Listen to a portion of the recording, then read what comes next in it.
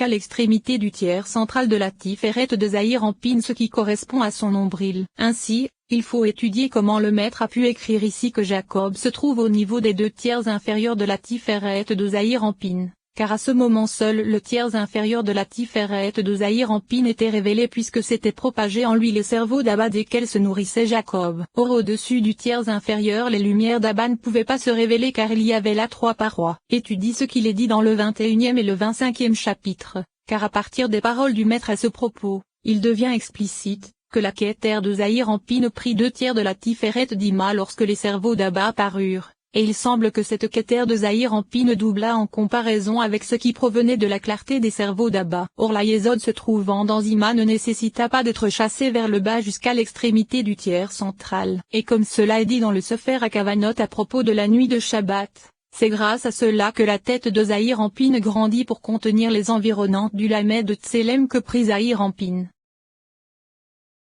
Le sujet en est que tout comme j'ai écrit dans d'autres enseignements que Zahir-Anpin appelé Israël possède un aspect de lumière environnante qui correspond au secret des Tephilines, de même cet aspect existe chez Jacob car c'est à cet endroit que se révèle la Yésod d'Abba dont se révèle la Da'at de Zahir-Anpin provenant d'Abba. Or il a déjà été indiqué que Da'at contient 4 aspects qui sont Okma, Bina, Ezed et Gebura. C'est pourquoi elle effectue 2 arbitrages entre les Okma et Bina des cerveaux d'Abba d'une part, et entre les Okma et Bina des cerveaux d'Ima d'autre part. C'est de là que sortit leur lumière vers Zahir-Anpin au niveau de sa face, et apparurent alors les aspects des 4 environnantes de Jacob qui sont le secret de cette Tephiline. Étudie nos commentaires à propos de Tephiline de bras et de la tête de Jacob, car de profonds et grands enseignements y sont expliqués à propos de Rachel et Jacob. Ensuite, à partir de l'aspect des Okma et Bina des cerveaux provenant d'Abba qui se revêtaient des Netzaïod d'Abba, elles-mêmes se revêtant des Netzaïod d'Ima, sortit la lumière à partir de laquelle apparut le réceptacle appelé Kéter.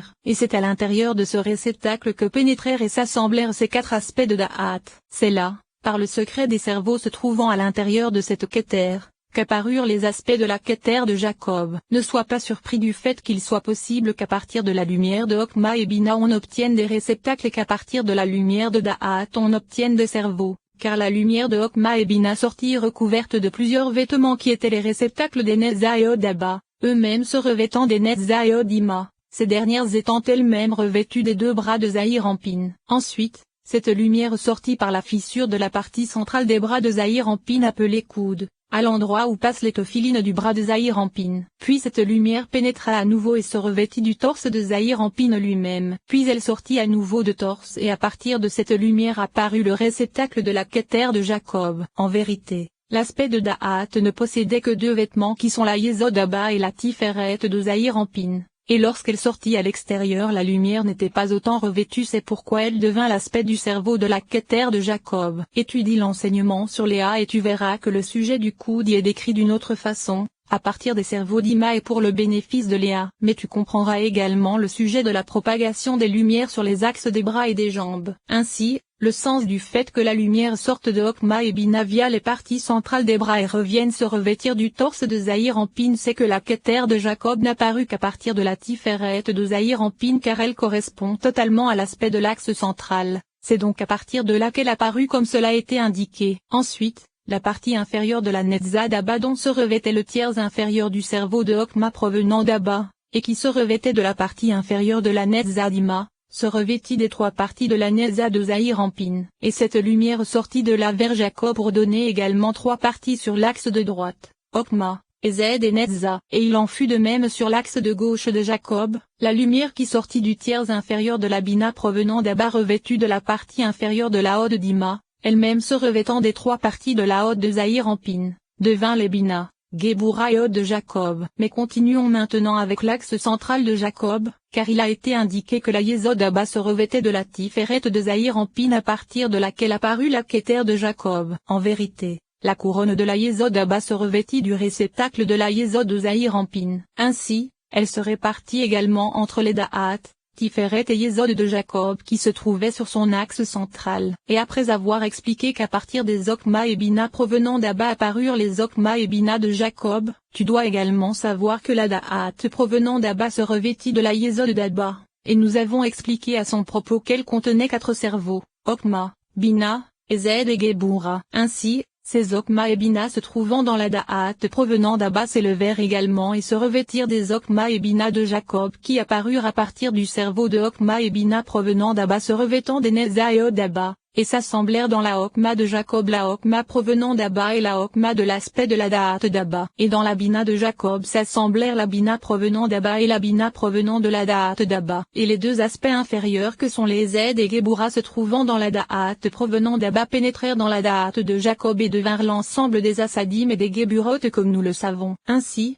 tout ceci se trouvait au niveau de la racine supérieure de la Yésod de Zahir en Pin qui est la connexion se situant au niveau du sommet des cuisses que sont Nezaïod. Et tout ceci se propage jusqu'au torse de Jacob. Ensuite, c'est à partir du reste de la propagation le long de la Yésod de Zahir en Pin qu'apparut le reste de Tiferet appelé tronc de Jacob. Puis la couronne de la Yésod de Zahir en Pin se retrouva au niveau de la Yésod de Jacob. Sache que tout comme les 5 Assadim et les 5 Geburot se répartirent dans Zahir en Pin comme cela a été indiqué, de même elles se propagèrent et se répartirent dans Jacob. En effet, les 5 Assadim se trouvant dans la Da'at de Jacob se divisèrent en 5 Assadim et se propagèrent dans les Zed, Gebura, Tiferet, Nezaïot de Jacob. Et les 5 Geburot se trouvant dans sa Da'at se divisèrent ensuite en 5 Geburot allant jusqu'à la Yésod de Jacob et s'y rassemblant. Dans la Torah on trouve le nom Jacob répété 2 fois. Or ceci se réfère à Jacob qui apparaît à l'avant de Zahir en Pin et à Rachel qui apparaît à l'arrière de Zahir en Pin. C'est pourquoi le Zohar appelle la Shekinah à Jacob. 4e paragraphe. Nous allons expliquer en détail le sujet du parsouf de Léa, femme de Jacob. Nous avons déjà expliqué que Jacob provient de l'ensemble des 10 séphirotes de l'arrière d'Abba, alors que Léa ne provient que de la dernière malkout de l'ensemble des 10 séphirotes de l'arrière d'Ima. Et les 9 autres arrières ne purent se purifier et se réparer, mais nous avons déjà indiqué le sens de cela. Mais il y a un autre sens à cela, c'est-à-dire qu'ils sont jugement total puisqu'il s'agit des arrières les plus extérieures d'Ima, car c'est à partir d'elles que les jugements sont suscités comme nous le savons. C'est pourquoi seule l'arrière de la malkout d'Ima put être purifiée, et c'est à partir de cela qu'apparut le parsouf de Léa. En vérité, les 9 autres séphirotes de l'arrière d'Ima qui tombèrent restèrent en bas, à l'emplacement où ils étaient tombés, et ils ne purent être purifiés au moment de la réparation de la Tzilut. Cependant, depuis la création d'Adam et jusqu'à la venue du Messie, tout ce qui est réparé chaque jour des aspects arrière d'Ima grâce à nos prières ne provient que de ces 9 séphirotes restantes, et elles n'achèveront de se purifier qu'à la venue du Messie. Alors que Malkout fut réparé lors de la Tzilut, le Rav Isaac Cohen m'a dit, qui lui semblait avoir entendu de la part de mon maître de mémoire béni qu'il existe 2 aspects de l'arrière. Le premier correspond à l'arrière d'Ima qui tomba lorsqu'Abba et Ima se trouvaient dos à dos, mais ensuite une seconde partie de l'arrière d'Ima tomba lorsqu'Abba et Ima se trouvaient face à dos car la seconde partie de l'arrière d'Ima se trouvait alors endommagée puisqu'elle ne pouvait plus recevoir la lumière avant et qu'elle resta à l'arrière comme cela a été indiqué. Cependant en ce qui concerne Abba, seule une partie tomba de lui au moment où il se trouvait dos à dos avec Ima, et il ne put supporter la lumière avant. Mais après être retourné vers l'aspect face à dos, Abba fut alors réparé, alors que l'arrière d'Ima tomba une seconde fois. Ainsi, le premier arrière ne fut pas réparé du tout et ne le sera pas jusqu'à la venue du Messie. Alors qu'en ce qui concerne le second arrière, sa malkout fut purifiée et devint Léa lors de la réparation de la Tzilut. Et les 9 autres séphirotes se purifient depuis cet instant et le feront jusqu'à la venue du Messie, car c'est à ce moment qu'elles auront achevé de se purifier. Cependant, je ne me souviens pas avoir entendu tout cela. Ainsi,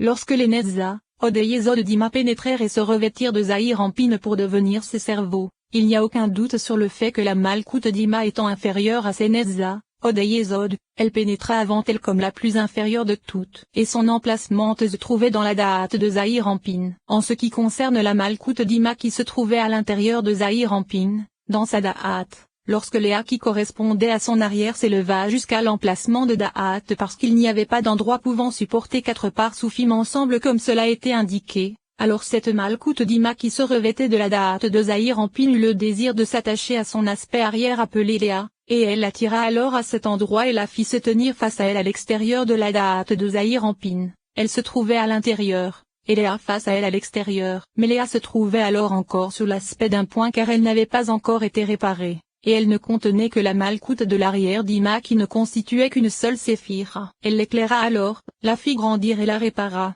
et elle devint un parsouf complet ensuite. Il se trouve que la tête de Léa commençait au niveau de la Da'at de Zahir en Pin, jusqu'au niveau du torse où commençait la tête de Rachel, jusqu'à l'extrémité des pieds de Zahir Anpin. Cependant, Léa ne put s'élever au-dessus de la date de Zahir Anpin car sa racine qui était la Malkout Dima se trouvait dans la date de Zahir Anpin comme cela a été indiqué. Ainsi, il nous a été expliqué en de nombreux endroits, ainsi qu'à propos de l'intention de la lecture du Shema et du Baruch Shem Kevod Malkouteo et Olam Moed que Léa est appelée mesure par le secret du verset, et la mesure de mes jours, qu'est-elle?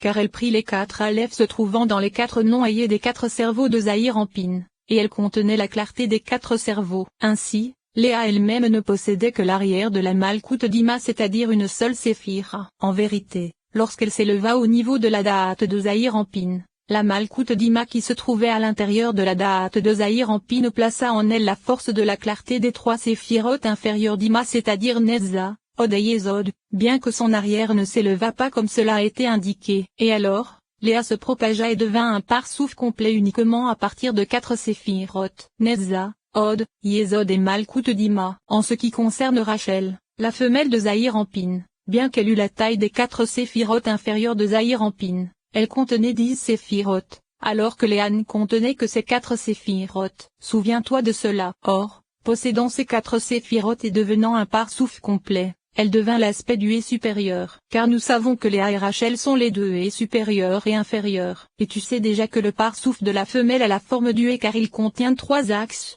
le droit, le gauche et le central qui contiennent tout son parsouf. C'est ce qu'il est dit plus haut. C'est-à-dire que Léa est appelée mesure car cela correspond à la valeur numérique des 4 aleph qu'elle prit des 4 noyés. En effet, nous savons qu'Ima est appelée Eyé, et chacune de ces séphirotes est appelée Eyé. Il se trouve que ces 4 séphirotes inférieures Netza, Od, Yesod et Malkout qui pénétrèrent par le secret des cerveaux à l'intérieur de Zahir Anpin correspondent à 4 fois Eyé. Ainsi, leur principe se trouve dans Zahir Anpin et c'est uniquement leur clarté qui se trouve dans Léa. Et il s'agit de l'aspect des 4 aleph dont nous avons parlé. C'est également l'aspect du nom de Léa, car aleph de Léa correspond à l'aspect de Malkout qui est la racine de l'aspect de Léa comme nous l'avons indiqué. Le lamed de Léa correspond à l'aspect des 3 dernières séphirotes Netza, Od et Yesod Dima. On obtient donc les 4 séphirotes qu'elle prit et qui prirent la forme d'un et, d'où le et de Léa. Et ce sont tous ces aspects ensemble qui sont appelés Léa. C'est également le secret du verset, je chanterai vers l'Éternel, car il s'est élevé haut. Car ce verset se réfère à l'aspect de Léa qui s'éleva dans la date de Zahir Anpin, au-dessus de la tête de Rachel comme cela a été indiqué, endroit élevé où apparut l'aspect des 3 lettres de Ga'a. En effet, le Gimel correspond au Netza, Od et Yesod Dima, Aleph c'est la Malkout Dima, et les 4 s'assemblent pour devenir un parsouf complet ayant la forme d'un et. Or l'association de ces 3 lettres donne Ga'a, et. Ce mot correspond à la valeur numérique de Léa puisque le Gimel et le Lamed correspondent à la même valeur en permutation Yekbeke. Il s'est élevé tôt signifie que Léa qui est le 10e aspect des 10 séphirotes de l'arrière d'Ima qui tomba et qui est l'extériorité de la Malkout Dima ne contenant que l'arrière d'une séphira, se trouve au niveau du cerveau de Zahir Anpin et va jusqu'au Ez, Gebura et Tiferet de Zahir Anpin. Ainsi, le verset dit Gaoga car il y a là 2 fois Gimel Aleph et. Il est évident que le premier c'est le point extérieur de Léa se trouvant en bas au niveau du torse de Zahir Anpin qui s'élève à un emplacement élevé, face à l'arrière de la date de la tête de Zahir Anpin. Et le second Gimel Aleph signifie qu'il n'est pas suffisant qu'elle s'élève au niveau de la date de Zahir Anpin, mais elle s'élève davantage car elle est attachée à son intériorité, à la Malkout de Bina qui se tient également à l'intérieur de la date de Zahir Anpin. Ainsi, le point extérieur donna à Léa la force de recevoir la clarté des 3 séphirotes Netza, Od et Yesod Dima. Il se trouve que lors de cette élévation, elle acquit les 4 séphirotes Netza, Od, Yesod et Malkout, et elle devint alors un parsouf appelé et supérieur. Ceci est indiqué par les lettres Gimel Aleph et par les lettres Lamed Aleph et. En effet, Aleph de Gimel Aleph et correspond à l'aspect de ce point qui est le principe de la racine de Léa, son point extérieur. Et il s'agit également du Aleph de la Med Aleph et. Puis il s'éleva et reçut les Netza, Od et Yesod Dima qui sont 3 séphirotes, soit le Gimel de Gimel Aleph et le Lamed de Lamed Aleph et. Ensuite, il s'éleva davantage et devint Netza, Od et Yesod car il s'agissait d'un parsouf complet appelé et supérieur, et c'est le et de Gimel Aleph et de Lamed Aleph et. Et il s'est élevé tôt c'est-à-dire qu'il s'est élevé à un emplacement élevé et est devenu l'aspect des lettres Gimel Aleph et. 5e paragraphe. Après avoir expliqué comment Léa fut réparée grâce au Netza, Od, Yesod et Malkout intérieur d'Ima se trouvant à l'intérieur de Zahir Anpin. Nous allons maintenant expliquer son attachement à